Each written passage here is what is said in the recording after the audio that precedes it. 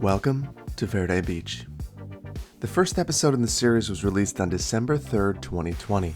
Little did I know at that time how long I'd be working in this series and just how many of you would come along with me on this journey. I'll be honest with you, this series means a ton to me. Unlike Bluffside Crossing, Verde Beach was a series created for and with you, and the episodes were more planned out and organized. I've been building the city for nearly as long as I've been a YouTube creator, and little pieces of me are sprinkled throughout it. But there are also little pieces of you sprinkled throughout it. Street names, parks, buildings, concepts, and even whole episode ideas. As much as Verde Beach is mine, it's yours too. And we've spent some time together. If you've been watching every episode through now, you've watched 5,179 minutes of Verde Beach. That's over 86 hours or 3.5 days. And if you've done that, you're a real one and I appreciate you. Today we're going to walk through the history of Verde Beach. I'll tell you the story of Verde Beach and let you know a few thoughts I have along the way. And at the end, I'll let you know where the series is headed. And to celebrate Verde Beach, I'd love it if you'd hit the like button, and if you're not subscribed to the channel, consider doing so. And just for fun, drop a comment with the number of fires you've seen in the video. And we have missed a couple already. Alright, let's jump right in.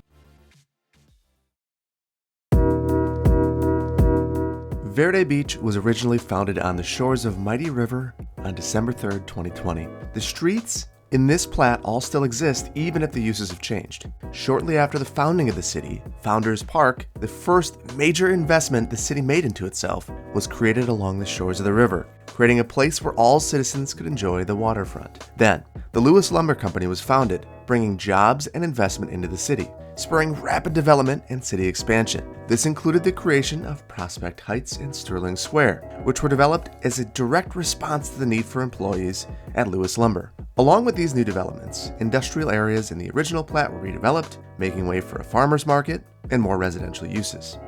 Work began identifying city park space too, with dirt roads being dug around a nearby forest. The first tram was introduced to the city along Semper Verde Boulevard, improving the connectivity between the core of Verde Beach and the Lewis Lumber Company. The first Verde Beach Fire Department helicopter unit opened at this time as well.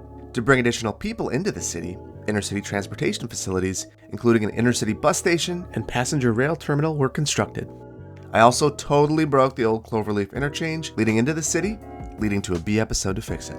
The rapid growth in population led to expansion of city services, including a post-sorting complex, recycling centers, and a small college campus. Redevelopment intensified along Semper Verde, with higher density buildings being added along the transit corridor. The city also continued to refine its vision for what would become Sterling Family Zoo. The city created an artificial lake that would be needed for the Sterling Family Zoo and began constructing the transition zone between Old Verde Beach and the future downtown, and then platted out portions of what would become the city's primary tourism district.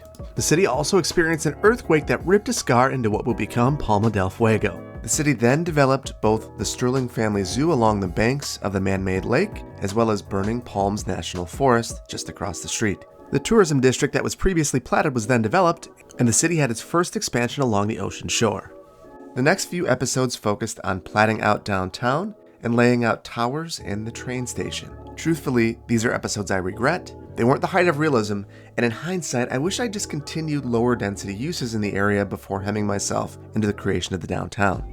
But the downtown continued to expand, and we watched the new man-made lake go dry as a result. We also expanded the industrial park to include natural disaster recovery buildings and larger treatment facilities. The nature reserve was then completed, and land was set aside for a future university campus near the zoo. Levi Lewis of the Lewis Lumber Company decided to get into the land development business, developing the first of its kind in the area garden city, the Lewis Garden City. The development was designed with a focus on sustainability, ensuring that residents had convenient access to open space and parks while remaining compact and walkable. An industrial area was developed nearby to ensure residents could walk to work, and both the zoo and nature reserve burned to the ground. The city planner then decided to call a massive mulligan on the industrial area, realizing it didn't really fit into the character of a garden city. In its place, two farms were founded, the Myrtle Estate and the Hamilton Farm. Eventually, these would be consolidated into the Hamilton Farm, deeply upsetting Myrtle, leading to a series of fire issues throughout the community. The industrial uses were relocated to the I-10 Industrial Park near the Cloverleaf Interchange. Just after, the Goodall Institute for Conservation was founded, paving the way for a new generation of zoologists and conservationists. The university includes a massive campus, a full suite of athletic facilities, and a neighborhood, the Gombe district, to house university professors and students. After experiencing a few disasters, the city then invested mightily in disaster recovery buildings and took pride in itself by actively naming its streets. Then, the Hamilton family took a huge leap of faith and built the Hamilton Experience, a 5-star amusement pier near downtown, which became a huge tourism draw. Honestly, this is one of my favorite builds, one that I'm the most proud of as well. To bring more tourists into the city, Verde Beach developed a downtown harbor, which has been gone for so long that I honestly forgot about it until researching this episode. And honestly, it brought crushing amounts of passenger ship traffic to the city. The shoreline path was extended from the Hamilton Experience to the new harbor, and volleyball courts were added between the two. Traffic started to become an issue, so Verde Beach invested heavily in transit and significantly expanded the bike network, as burning palms once again burnt to the ground. The Myrtle family then came onto the scene, getting into the development business themselves and building Myrtle Park, a development that was troubled from the start and struggled with disasters and low land values. Some of this can be attributed to how disconnected it is from the rest of the city, while some of it can be attributed to how few amenities there are in the area. The neighborhood was never connected to the Lewis Garden City because of a highway expansion that would eventually become the Ring Highway to Mulligan International Airport. Fisherman's Bend was then founded, bringing life to the river near Old Town Verde Beach. At the same time, downtown continued to grow and investment continued to pour into the city. A number of new skyscrapers and high-density buildings were added to the downtown area, roughly doubling the size of the downtown. A government district was also constructed, meaning the city planner finally has an office. The continued development of downtown increased development pressures in the surrounding areas. This was especially acute in the area between the Gombe district and the extended downtown, where a new urban neighborhood was platted to be a bridge between those two neighborhoods. Verde Beach's Fireman Park was constructed and dedicated during this time as well. 50 Cent and the G Unit then came onto the scene and developed the Indy Club District and Concord Park, and the area around Fireman's Park quickly filled in once zoning was approved. All of this new development led to more traffic, which was remedied by adding bike lanes along the rail corridor. Infill development then occurred near the Lewis Garden City, including Verde Beach News 7 and Verde News Line 9, as well as the neighborhoods of Congress Park and Verde Palms. The tourism industry continued to grow, with hot air balloons, tours, and museums being added to the city. Then, sensing opportunity, Drake Oil was founded to import crude oil and process it into gasoline, plastics, and other petroleum-based products. A new neighborhood was developed to support this industry, Sunset Boulevard was extended to the district, the highway extended to Sunset, and a new downtown cargo terminal added to serve the downtown area. The development of this oil industry opened an opportunity to show Verde Beach's citizens its history, and a Veterans Memorial Park was developed alongside the neighborhood south of Drake Oil. In addition, land was set aside for a new urban nature reserve, and 3 new neighborhoods, Randall Point, Somerset, and Parkside, were developed to support the growing residential demand in the downtown area. As those neighborhoods developed out, Drake Oil became a powerhouse of economic activity, becoming a top-tier oil industry. As the company expanded, the neighborhoods surrounding it expanded down Sunset as well. The success of downtown and the oil industry added pressure to develop the area in between the two.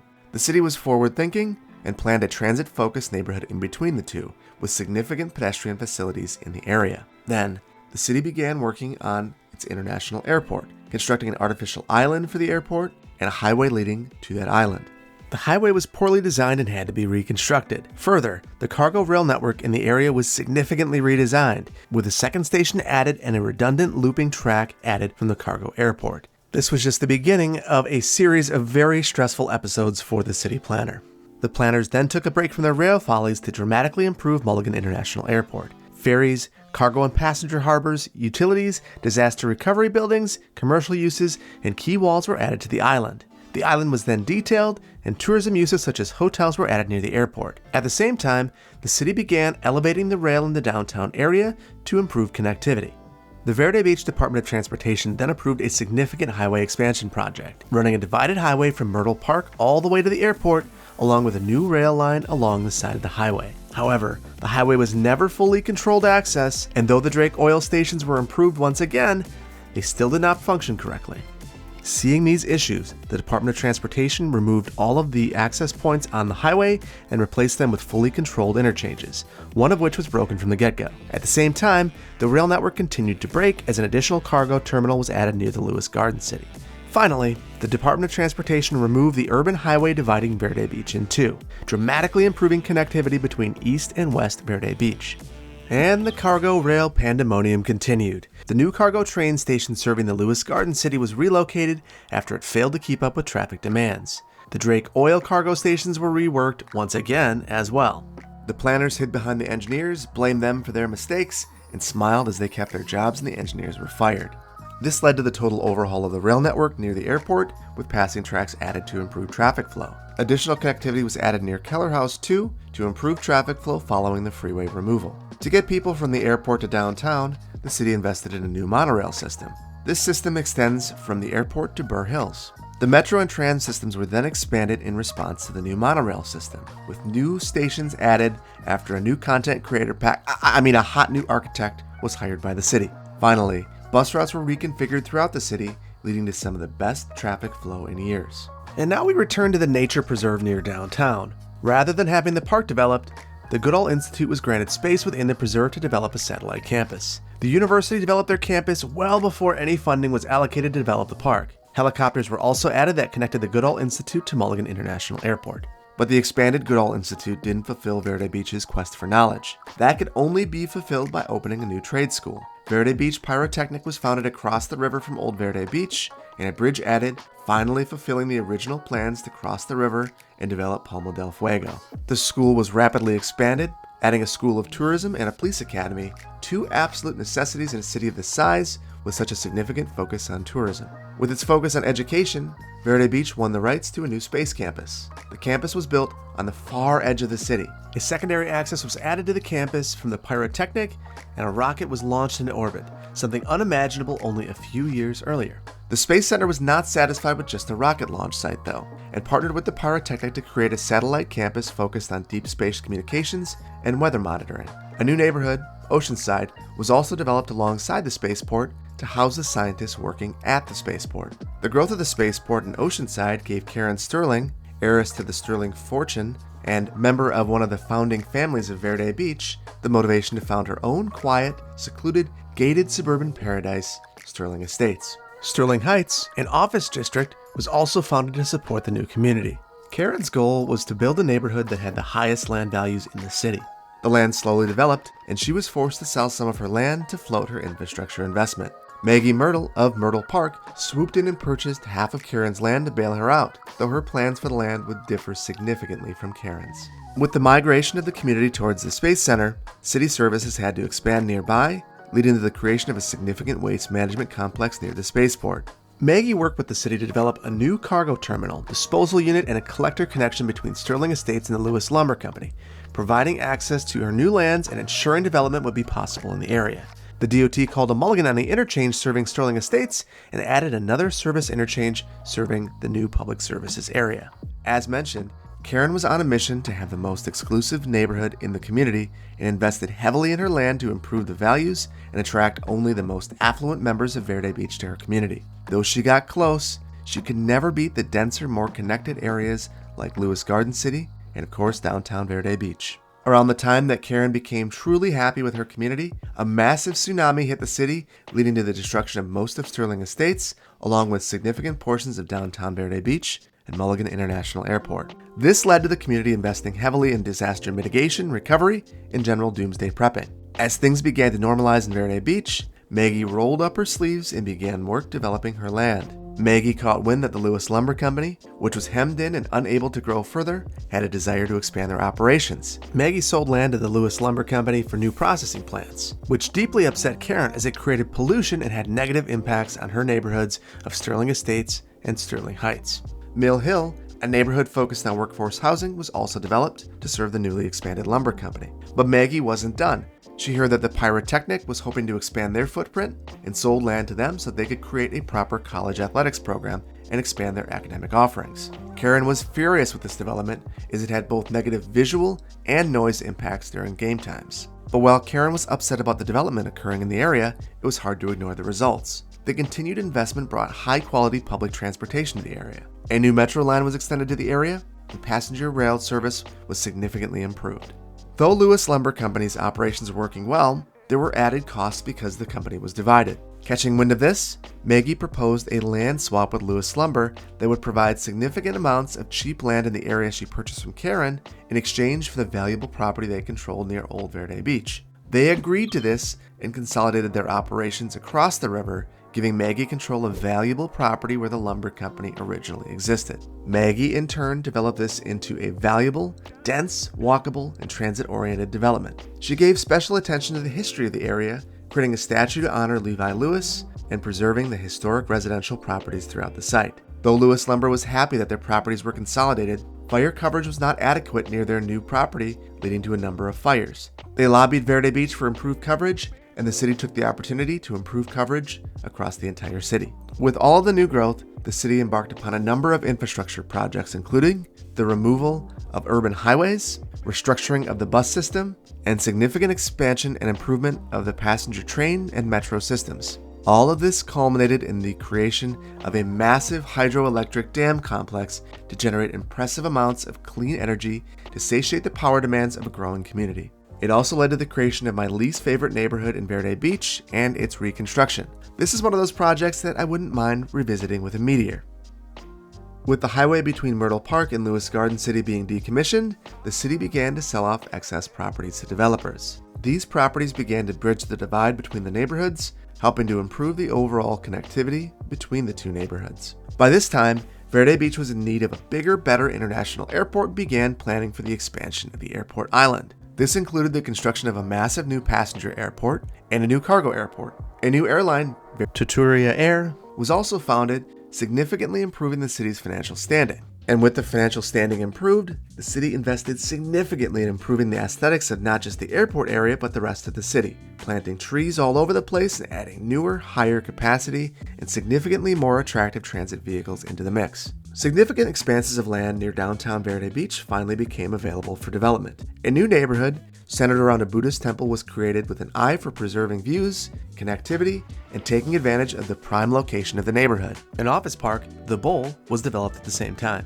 Across town, Maggie began development of a middle-class neighborhood near the Lewis Lumber Company, acting as a transition between the Lewis Lumber Company and Mill Hills. But she wasn't finished. She also wanted to create a mixed-use, mixed-income neighborhood along the steep riverbanks below the Lewis Lumber Company. The new neighborhood was to be built on a radial plan and take advantage of all of the lessons in planning and design that Maggie had learned throughout the years and incorporate them into this new development. The new neighborhood incorporated impressive amenities along its waterfront, including ferries and Ferris wheels. Maggie loved this neighborhood so much that she built her final estate here. Alternative transportation was the highlight of the neighborhood, with Maggie successfully lobbying for impressive bike facilities and trams throughout the neighborhood. Verde Beach was then granted rights to a World's Fair. It took this as an opportunity to dramatically improve its tourism industry by rebuilding the Hamilton experience into the largest amusement pier in the world, complete with an expo center and other World's Fair amenities. High-capacity transit was added to the pier, as well as ferries and the reintroduction of a passenger harbor to downtown Verde Beach. The city then spent otherworldly amounts of money adding plazas, piers, unique buildings, and landscaping in an effort to improve the attractiveness of the pier right before having a successful World's Fair. Following the World's Fair, we learned of Maggie's passing. Maggie passed Myrtle Development Company to her daughter Isabella, making her promise that she would dedicate the company to developing Palma del Fuego into an impressive tourism destination. Isabella is married to construction magnate Raul Lopez. The two approached Tony Burr, the principal owner of the undeveloped land on Palma del Fuego, with an offer to purchase the beachside property opposite of downtown Verde Beach. Tony said he was only interested in selling all of his property at once, which Isabella and Tony could not afford. Tony approached his brothers Sebastian and Mateo with an offer to enter a partnership to purchase all of the land on the island that was undeveloped. Sebastian and Mateo have long wished to become developers, agree under the condition that their development is built first. Isabella and Tony relent, and Playa de Matero is founded. In response to this development, transit was added to the community, though planners and engineers were fired again in response to building a ferry harbor in the sand, which obviously couldn't hold up. As a result, there was a massive mulligan, and the harbor was decommissioned. Drake Oil then contacted the Lopez brothers after finding out that the entire community was built on an oil field, which led to oil pumps being built in between houses in the area. This led to the construction of a cargo terminal on the far side of the island to ship out the extracted oil. In the same area, recycling facilities were added to serve garbage processing needs on the island. The opposition to this was fierce. To try to make amends, Drake Oil funded a wildlife overpass and nature reserve, both of which had become gems of the community. Verde Beach as a whole was now in trouble. The city was forced to make major investments in death care, trash collection, and warehousing to deal with issues of garbage piling up throughout the city, goods not getting to the downtown, and dead bodies piling up in buildings. This led to a number of residents becoming sick and a massive death wave occurring. After resolving the death wave, the city decided to invest in itself once again. It buried the rail lines parallel to Keller House in an effort to improve connectivity throughout the community. The aim was to reduce traffic to improve cargo connections to the downtown area. With the new connections, previously prominent transportation corridors were seeing significantly less traffic, so the city completed a number of road diets, such as this one on Keller House. Bicycle facilities were added to reduce vehicular traffic even further in the area. A new rail museum and parks were added near Central Station, and new parks and government facilities were added in the government district. IT cluster buildings were also added in an attempt to resolve the ongoing goods shortage in the downtown. However, the IT buildings and transportation solutions could not fix the ongoing goods shortage in the downtown area. In a last-ditch effort, Ruby Shore developed this fishing wharf to develop goods directly in the downtown area to resolve the issue. This finally resolved the goods shortage plaguing the downtown. The city then embarked upon a wholesale transit network redesign, finally fixing the bus system, including a number of small tweaks to ensure maximum operational efficiency. Philip Hamilton, the current owner of the Hamilton Hills Farm, then reached out to the city with an idea to develop the historic Hamilton Hills Farm and relocate on top of a bluff near the cargo train terminal. He requested tax increment financing, or TIF, in exchange for expanding the city's tax base, which allowed for the development of the infrastructure necessary to make the relocation a possibility. Though the city initially looked like winners in this arrangement, the farm generated so much traffic that it forced the city to improve the roadway network near the cargo train station. This problem would become so significant that the city was forced to hire a freight planning consultant, Lee Hawkins, to come in and improve the rail network and roadway network in the surrounding area. The old farm was then developed into a new neighborhood, and a small remnant of the past was preserved. With all of this new residential development, Johnson Aggregates decided to open an annex in Verde Beach. This new annex would provide all of the aggregate for future developments within the community, and a small mining town was developed nearby to provide workforce housing. With cheaper building materials available, the Lopez brothers were back in business and able to begin working on their new lifestyle center that would act as the center of commerce for their new neighborhood on Palma del Fuego. This was envisioned as an area that was incredibly walkable, even if you had to drive to get there. However, the city as a whole started to have issues with power service and its finances. It built a huge factory complex and warehouse district on the periphery, which would allow for the easy import and export of goods. The city then constructed the world's first working fusion power plant, which was so powerful the city only had to use a fraction of its capacity. A new town, Nova Springs, sprung up nearby to house all the new scientists that were employed at the power plant. The developments were not cohesively planned, and the city was forced to go in and fix brand new roads to ensure that roadway hierarchy was respected.